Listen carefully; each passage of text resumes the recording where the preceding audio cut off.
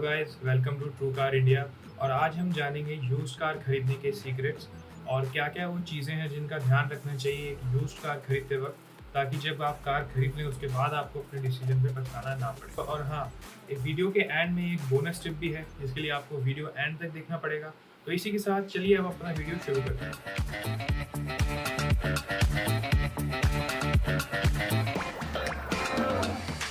तो सबसे पहले हमें हुड या फिर जो बोनट होता है वो खोलना है और जानने की कोशिश करनी होती है कि गाड़ी एक्सीडेंटल है या नहीं। तो बोनट खोलने के बाद सबसे पहले फेंडर की ये जो लाइन दिख रही है आपको, इसे चेक करना है कि ये कहीं से बेंट, रीपेंट या रिप्लेस तो नहीं है। और कई कारों में यहाँ पर इस लाइन के यहाँ पे कवर होता है, तो आपको उस कवर को रिमूव करना है और फिर उसके अंदर देखना है कि क्या वो कहीं से बेंड वगैरह तो नहीं है। बहुत से डीलर ये कवर लगा के रखते हैं ताकि जो पोटेंशियल कस्टमर है उनको पता ना चले। अब आपको जो दिख रही है ये लाइन बिल्कुल स्ट्रेट है, इसी तरीके से स्ट्रेट होनी चाहिए, कहीं से भी बेंट नहीं होनी चाहिए। इस पर कोई भी डेंट या रीपेंट, स्क्रू ड्राइवर या हथौड़े का निशान नहीं होना चाहिए। अगर है तो समझिए कि इसे जो रिपेयर किया गया है, गाड़ी कभी आगे से लगी है और उसे ठीक किया गया है। और जो ये वार्निंग स्टिकर्स वगैरह जो आपको दिख रहे हैं, ऐसे कई गाड़ियों में अलग अलग होते हैं, जैसे इसमें रेडिएटर पे है तो ये एकदम ओरिजिनल कंडीशन में होना चाहिए। अगर ये यहाँ पर नहीं है और उसका निशान है कि यहाँ पे कभी स्टिकर था, तो आपको समझ जाना है कि यहाँ पे जो है इस गाड़ी में कुछ काम हुआ है। जब गाड़ी आगे से लगती है तो ये जो फ्रंट लाइन जो आपको दिख रही है ये अंदर की तरफ हो जाता है, ये एरिया अंदर की तरफ हो जाता है। अब ये स्पीड पे डिपेंड करता है कि ये जितना अंदर हुआ है मतलब उतने ही हार्ड जो है गाड़ी हिट हुई है, तो आपको समझ में आ जाएगा कि ये एक्सीडेंटल कार है। अब ये सब तो आपने देख लिया। अब इसके बाद आपको इंजन की कंडीशन जाननी है, तो उसके लिए पहले आपको इंजन को स्टार्ट करना है और सुनने की कोशिश करनी है कोई वियर्ड आवाज़ तो नहीं आ रही, जैसे नॉर्मल आती आवाज़ वैसी ही आ रही है या कुछ अलग आ रही है। और ये जो हुड में जो आपको ये बोनट के जो अंदर का एरिया है, इसमें आपको लाइट वगैरह जला के देखना है कि अंदर से आपको दिखाई देगा कि कहीं यार हो सकता है कि कलर चेंज ना कर दिया हो गाड़ी का, तो जो ओरिजिनल कलर होगा वो आपको अंदर दिखाई दे जाएगा। प्लस अंदर अगर गाड़ी का बोनट कभी हिट हुआ है तो वो बेंड हो जाता है, तो उसको ठीक करने के लिए ये जो एरिया दिख रहा है इसमें स्क्रू ड्राइवर डाल के इसको ठीक किया जाता है। तो यहाँ पे आपको उस तरीके के निशान मिल जाएंगे। तो इन सब चीज़ों से पता चलता है कि गाड़ी एक्सीडेंटल है या नहीं है। और ये जो साइड में आपको जॉइंट्स दिख रहे हैं, ये जॉइंट्स आपको चेक करने हैं कि यहाँ पे कोई वेल्डिंग वगैरह तो नहीं हुई है, जिससे पता चले कि गाड़ी जो है फ्रंट से इम्पैक्ट हुई है और इसकी चेसी में काम हुआ है। अब बात करते हैं गाड़ी एक्सीडेंटल है वो कैसे चेक करें, पेंट के थ्रू। तो आपको जो यहाँ पे रूफ दिखाई दे रही है, इस रूफ के कलर को और जो बोनट है और जो बम्पर है उसके कलर को आपको मैच करके देखना है। कोशिश करें कि गाड़ी धूप में खड़ी हो जिससे कि डिफरेंस जो है वो क्लियरली दिखाई दे। अब होता ये है, जो मैक्सिमम कार्स होती हैं उनकी जो रूफ पे कोई इम्पैक्ट नहीं हुआ होता है। बहुत कम ऐसे चांस होते हैं कि गाड़ी की रूफ पे कोई डेंट वगैरह या कोई रिपेयर का काम हुआ हो। तो जो रूफ का जो पेंट होता है वो ओरिजिनल होता है, तो आपको उस पेंट को और जो बोनट या फिर बम्पर है उससे मैच करके देखना है। अगर गाड़ी में रीपेंट हुआ है तो आपको पता चल जाएगा, जो डिफरेंस है वो आपको नज़र आ जाएगा। जो ओरिजिनल कंपनी का पेंट होता है उसमें एक तरीके की स्पार्कल होती है, उसकी फिनिश बहुत अच्छी होती है, लेकिन जो बाहर से काम हुआ होता है, रीपेंट हुआ होता है, वो पेंट इतना अच्छा नहीं होता है और उसका डिफरेंस साफ दिखाई दे जाता है। अब आ जाते हैं गाड़ी की साइड में। अब हमें साइड इम्पैक्ट चेक करना है। तो सबसे पहले जो ये मिरर्स आपको दिख रहे हैं, इस पर आप अगर ध्यान से देखेंगे तो कंपनी का नाम और लोगो और उसके साथ एक सीरियल नंबर दिखाई देगा। और अब जो ये सीरियल नंबर आपको दिख रहा है ये हर कांच पे एक ही होगा। जैसे इसमें जो दिखाई दे रहा है बी करके, जो बी से स्टार्टिंग कोड है, तो ये कोड चारों मिरर्स में सेम है, जैसे कि आपको दिखाई दे रहा होगा। तो इससे पता चलता है कि गाड़ी कभी साइड से इम्पैक्ट नहीं हुई है और उसका कांच कभी चेंज नहीं हुआ है। अगर यहाँ पे एक भी कांच में नंबर अलग होता तो समझ में आता कि ये वाला मिरर कभी ना कभी चेंज हुआ है या इस गाड़ी में साइड में कोई इम्पैक्ट आया है जिसकी वजह से ये चेंज हुआ है। और साइड की बात कर रहे हैं तो जो आपको दोनों दरवाजे खोल के देखने हैं, और ये जो पिलर है इस पर कई गाड़ियों में चेसिस नंबर लिखा होता है, इंजन नंबर लिखा होता है, तो उसको आपको चेक करना है कि ये यहाँ पर कोई निशान वगैरह तो नहीं है स्क्रू ड्राइवर का या डेंटिंग पेंटिंग का। और ये जो पिलर आपको दिख रहे हैं, ये पिलर अगर गाड़ी साइड से इम्पैक्ट होती है तो ये चेंज नहीं हो पाते हैं, सिर्फ इन पे रिपेयर होता है। तो कभी कभी इनको काट के यहाँ पे थोड़ा सा पैच वगैरह वर्क करके वेल्डिंग वगैरह की जाती है, तो वो सब भी आपको यहाँ पे दिखाई दे जाएगा। अब चलते हैं गाड़ी के अंदर और चेक करते हैं मीटर टेम्पर को, कि कहीं जो है मीटर बैक तो नहीं किया हुआ है।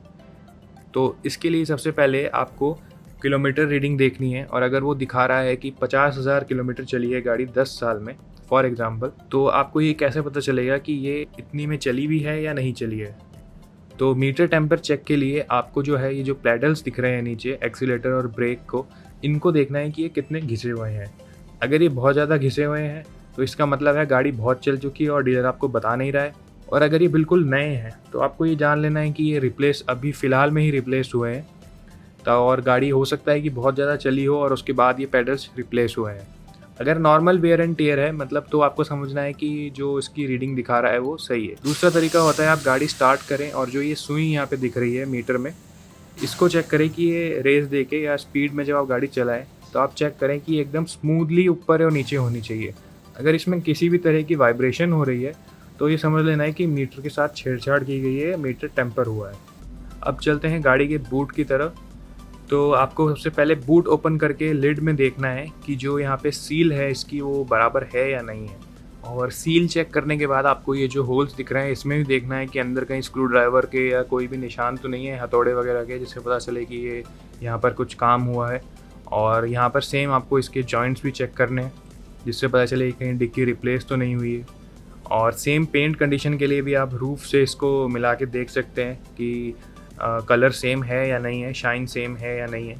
और उसके बाद आपको ये नीचे का जो फ्लैप होता है स्टेपनी की तरफ, ये उठा के देखना है कि स्टेपनी की कंडीशन कैसी है, कहीं स्टेपनी बहुत पुरानी तो नहीं है या फिर आसपास में कहीं रस्टिंग तो नहीं हुआ है। प्लस ये जो एरिया आपको दिख रहा है यहाँ पे अगर आपको कोई होल्स वगैरह दिखाई दें स्क्रू वगैरह के, तो आपको समझ लेना है कि गाड़ी जो है कभी सीएनजी पे थी और वो सीएनजी टंकी जो है वहाँ से हटा दी गई है। उसके बाद आ जाते हैं गाड़ी के टायरों पर। तो टायर आपको देख के ही समझ में आ जाएंगे कि कितने चली हुई है गाड़ी, टायर्स नए हैं या पुराने हैं, वो कंडीशन आपको समझ में आ जाएगी और उस हिसाब से आप बार्गेन कर सकते हैं। अब बात करते हैं गाड़ी के अंडर बॉडी की। तो अंडर बॉडी का जो एरिया है इसमें कई बार होता है कि गाड़ी नीचे से लग जाती है।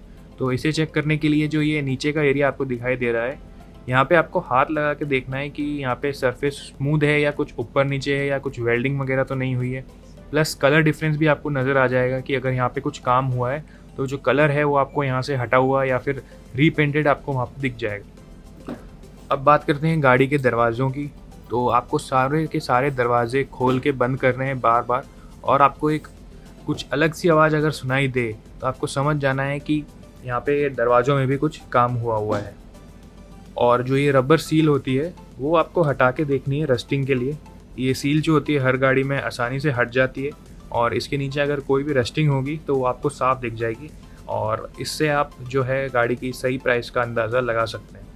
प्लस ये जो सील हटाने से आपको ओरिजिनल कलर भी दिखाई देगा कि अगर मान लीजिए गाड़ी का कलर कभी चेंज भी हुआ है तो ओरिजिनल कलर क्या था वो वहाँ पर दिख जाता है। हेडलाइट वगैरह आप चेक कर सकते हैं ओरिजिनल है या नहीं, उसके लिए हेडलाइट्स के अंदर लोगो वगैरह होते हैं जिससे आपको अंदाज़ा हो जाएगा। और दूसरा जो है रीपेंट चेक करने का तरीका ये भी है कि आप जो बैजेस हैं जैसे कि यहाँ पे आपको दिख रहे हैं, अगर ये कहीं पर हटे हुए हैं या फिर चेंज हुए हैं या फिर इनके अंदर रीपेंटिंग का कुछ इशू दिखाई दे रहा है, जो लेटर्स के अंदर होता है अमूमन पेंट पहुँच नहीं पाता है क्योंकि जो बाहर से पेंट करते हैं वो इसको कवर कर देते हैं, तो वो जो डिफरेंस है वो आपको वहाँ पर दिखाई दे जाता है। और अब एक बोनस टिप जिसकी बात मैंने वीडियो के शुरुआत में की थी, तो गाड़ी की टेस्ट ड्राइव लेते समय हमेशा गाड़ी का पिकअप चेक करें। उसके लिए आप चेक करें कि जब आप क्लच छोड़ रहे हैं तो गाड़ी एकदम से शूट तो नहीं हो रही एकदम रॉकेट की तरह, या फिर जो एक्सीलेटर है वो एकदम से तो गाड़ी नहीं ले रही है, उसमें आपको लग रहा है कि इसका पिकअप बहुत अच्छा है या एक्सीलेटर बहुत अच्छा है, तो वहाँ पे आपको समझना होगा कि जो एक्सीलेटर और क्लच की जो वायर है उसको टाइट किया गया है ताकि जब कस्टमर टेस्ट ड्राइव करे